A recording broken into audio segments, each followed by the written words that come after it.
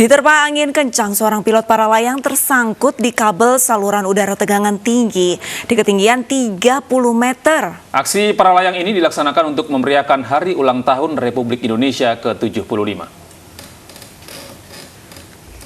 Pilot para layang bernama Hans Mawikera asal Jawa Barat ini tergantung di kabel saluran udara tegangan tinggi di ketinggian 30 meter di kota Tomohon pada Senin siang. Hans Mawikere tersangkut di kabel ini setelah Hans nekat take off dari puncak Gunung Mahau saat angin berhembus kencang. Tim penyelamat dari TNI Rindam 13 Merdeka dan PLN yang tiba di lokasi langsung berusaha menyelamatkan Hans dengan menaiki tower SUTT. Ya, setelah 3 jam tergantung, pilot para layang ini akhirnya bisa diselamatkan. Uniknya di saat dirinya turun, bendera merah putih yang rencananya akan dikibarkan di udara langsung dikibarkan sambil memekikkan merdeka.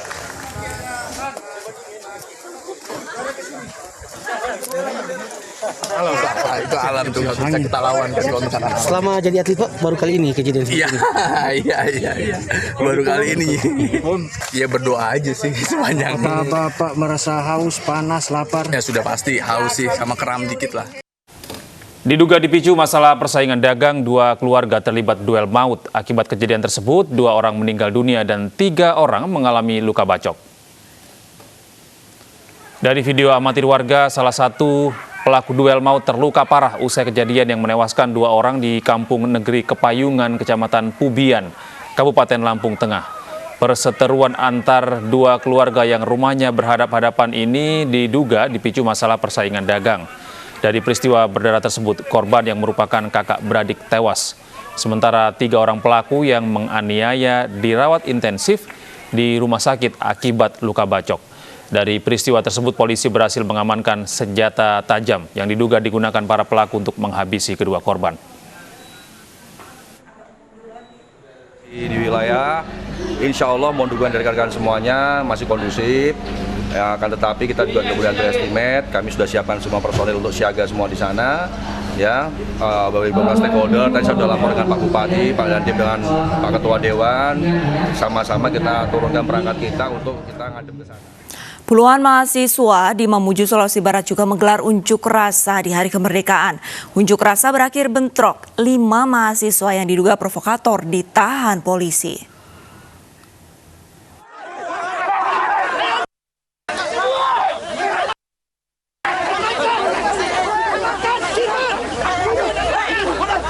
Unjuk rasa mahasiswa yang bertepatan di Hari Kemerdekaan Indonesia ini berakhir ricuh. Puluhan mahasiswa ini bentrok dengan petugas di Mamuju, Sulawesi Barat karena memaksa masuk kantor gubernur untuk menyampaikan sejumlah aspirasi.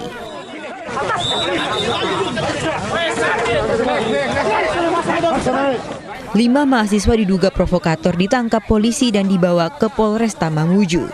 Sementara mahasiswa lainnya kabur ke jalan arteri.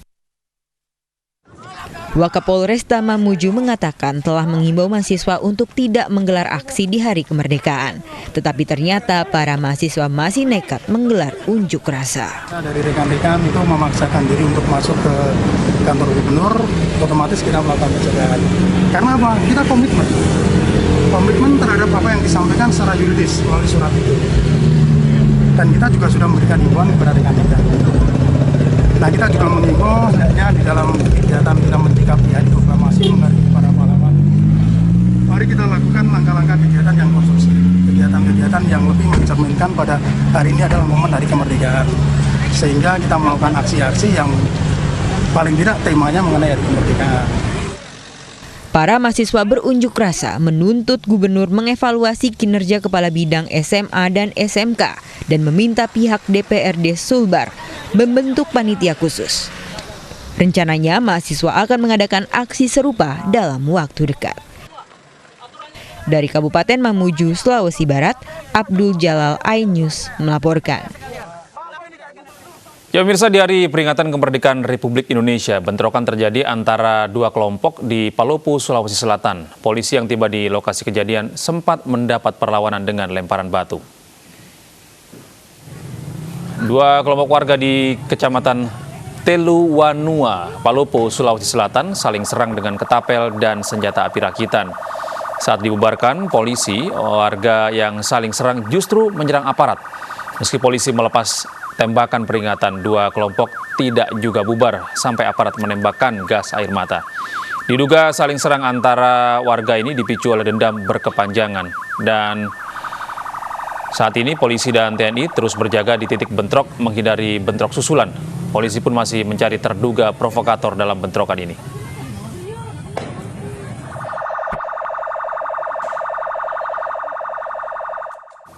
Beralih ke informasi kebakaran pemirsa, 58 jiwa kehilangan tempat tinggal akibat kebakaran hebat di Subulus Salam, Aceh.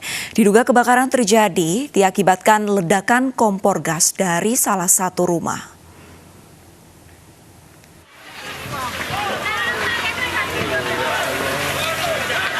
Api dengan cepat melalap belasan rumah penduduk di Desa Sigrun, Subulus Salam, Aceh, Senin pagi.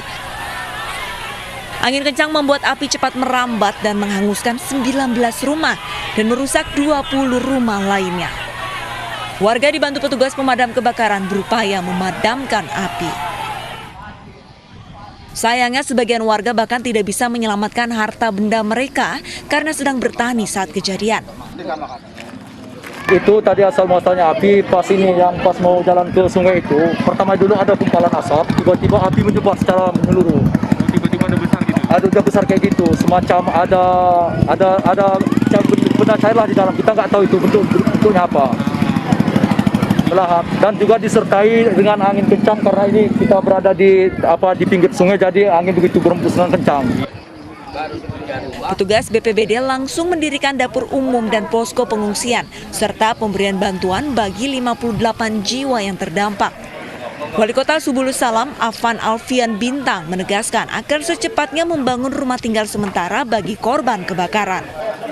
Insya Allah kami dari pemerintah Kota Salam langsung membangun rumah hunian sementara dalam dekat ini. Mungkin bisa didata oleh Bapak Camat dan Kepala Desa, khususnya masyarakat ini. Jumlah pastinya ada berapa, Pak?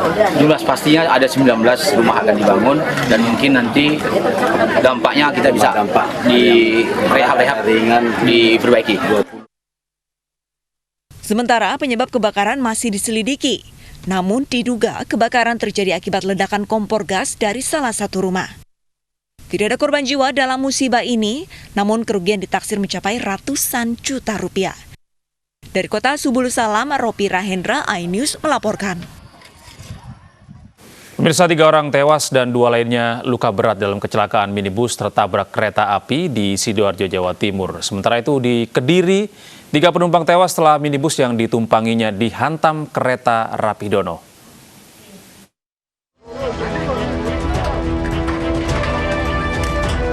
Tiga penumpang minibus ini tewas setelah kendaraan yang ditumpanginya terhantam kereta api Sri Tanjung jurusan Yogyakarta di perlintasan kereta di Desa Gilang Taman, Sidoarjo. Oleh petugas, korban tewas dan luka-luka dievakuasi menuju rumah sakit. Kecelakaan ini terjadi saat minibus melintas dari arah selatan menyeberangi lintasan kereta.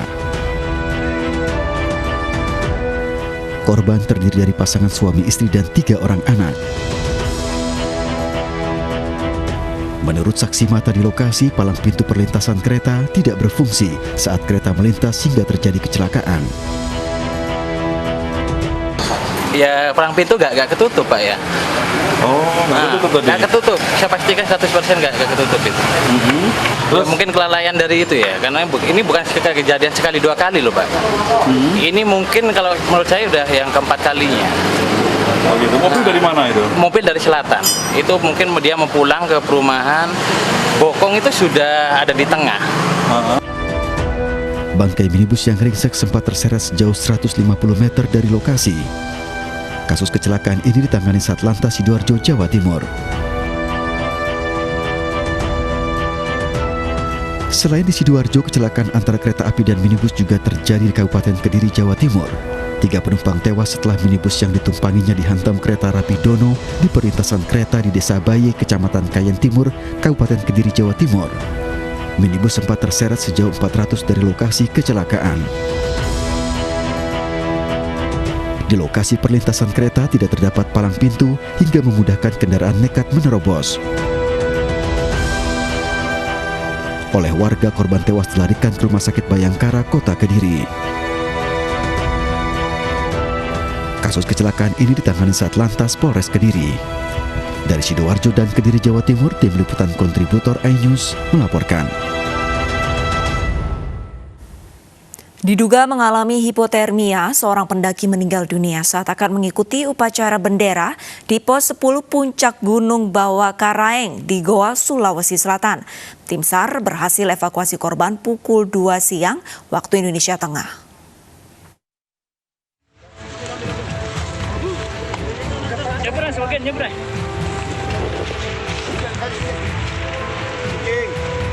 Dengan berjibaku, tim SAR gabungan mengevakuasi jasad Wawan Kurniawan, salah seorang pendaki asal Kabupaten Bulukumba yang meninggal dunia akibat mengalami hipotermia di Puncak Gunung Bawah Karaeng, Kabupaten Goa, Sulawesi Selatan. Petugas berhasil mengevakuasi jasad korban dari puncak gunung menuju kaki Gunung Bawah Karaeng sekitar pukul 2 siang waktu Indonesia Tengah. Korban Wawan Kurniawan mulai melakukan pendakian bersama ribuan pendaki lainnya menuju puncak gunung sejak 12 Agustus 2020 untuk mengikuti upacara perayaan HUT ke-75 Republik Indonesia. Namun sebelum mengikuti upacara, korban tiba-tiba mengalami hipotermia. Jasad pendaki langsung dibawa dengan menggunakan mobil ambulans. Atas nama Wawan Kurniawan yang meninggal dunia di Puncak Bawah Karaeng diduga mengalami hipotermia. Saat itu juga teman-teman langsung melaksanakan evakuasi, teman-teman dari gabungan potensi SAR yang melaksanakan siaga khusus merah putih dengan teman-teman TNI Polri. Kita evakuasi dari pagi tadi sampai pukul 14.15 waktu Indonesia bagian tengah. Kita tiba di kaki Gunung Bawah Karaeng. Selanjutnya korban kami serahkan ke petugas medis. Saat ini menunggu pihak keluarga. Kini jasad korban telah diserahkan kepada keluarga untuk dimakamkan di TPU Kabupaten Bulukumba, Sulawesi Selatan.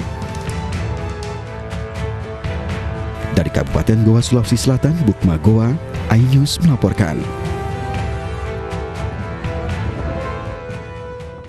Aksi pencurian spesialis minimarket di Tambora, Jakarta Barat terekam kamera pengawas. Selain itu, polisi memburu maling yang menggondol sepeda motor di kantor jasa pengiriman barang di kawasan Sawah Besar, Jakarta Pusat.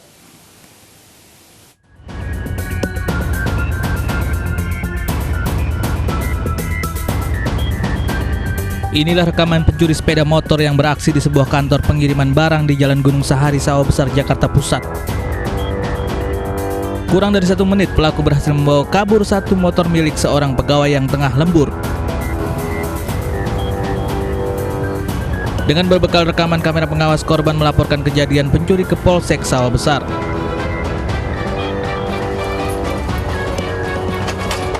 Sementara itu di Jakarta Barat, aparat Polsek Tambora meringkus Nunu Ibnu Hussein karena menggasak uang dan sejumlah barang di sebuah minimarket.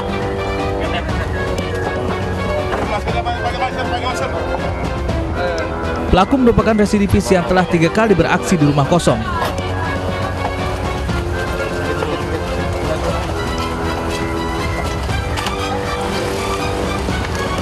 Nunu kemudian dibawa ke Mapolsek Tambora untuk penyelidikan lebih lanjut.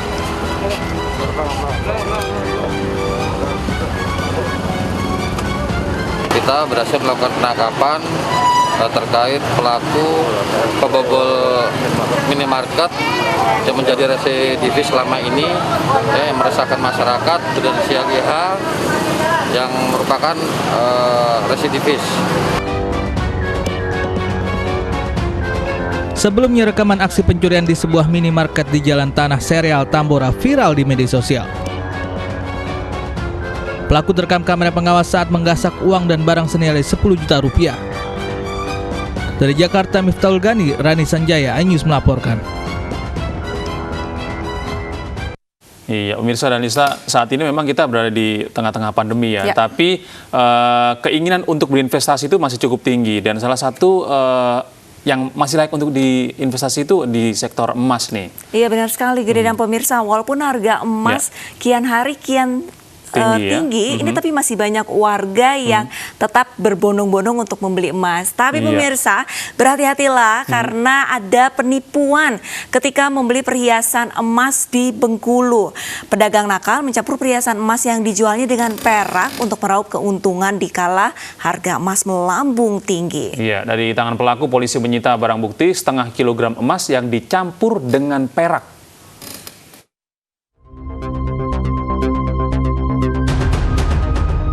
Di tengah melambungnya harga emas, aparat Polda Bengkulu menangkap pemilik toko emas Permata Duri di Jalan KZ Abidin, Pasar Minggu, Kota Bengkulu. Penangkapan pelaku berawal dari laporan warga yang curiga dengan perhiasan yang dibelinya. Korban lalu mengecek, ternyata perhiasannya bukan emas murni. Dari lokasi kejadian, petugas menyita setengah kilogram emas yang dipalsukan pelaku beserta barang bukti lainnya. Setelah dilakukan pengecekan, jadi ini hasil pertama dari perak, ternyata identik bukan emas. Jadi emas ini disepuh. Nah, jadinya kayak seperti ini setelah disepuh dia. Nah, dan ini dijual ke masyarakat.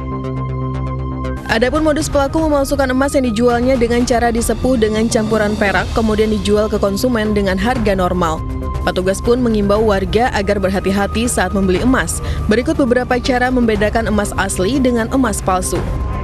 Emas yang asli warnanya tidak akan pudar saat digosok. Emas asli juga tidak akan meninggalkan goresan jika digoreskan ke keramik atau kertas.